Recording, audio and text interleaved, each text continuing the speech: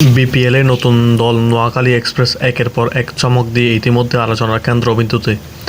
দলের brand ambassador হিসাবে পাওয়া যেতে পারে নোয়াখালীর গড়ের ছেলে জনপ্রিয় অভিনেতা কাবিলাকে। সবকিছু ঠিকঠাক থাকলে মাঠের বাইরে থেকে কাবিলার নোয়াখালীবাসীর হয়ে বিপিএল মাতাবেন এবং উদ্দীপনা ও আবেগের ঢেউ তুলবেন। এদিকে স্কোয়াড গঠনে নোয়াখালী এক্সপ্রেস দেখাচ্ছে দারুণ তৎপরতা। দেশি ক্রিকেটারদের মধ্যে গড়ের ছেলে হাসান মাহমুদকে দলে নেওয়া হয়েছে, সাথে আছেন অভিজ্ঞ ব্যাটার সৌম্য সরকার। বিদেশি তারকাদের তালিকাও বেশ শক্তিশালী। দলে রয়েছেন কুশল মেন্ডিস, সেই সাথে শ্রীলঙ্কার দানুশ সানাগার সঙ্গে আলোচনা চলছে। Caribbean power hitter batsman Johnson সালসের সাথে অলরেডি আলোচনা চলমান রয়েছে। সেই সাথে যুক্ত হতে পারে অস্ট্রেলিয়ার ফিনিশার টিম ডেভিড।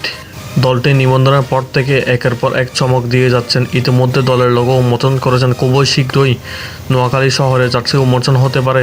এই নিয়ে দর্শকদের আগ্রহ অনেক তুঙ্গে।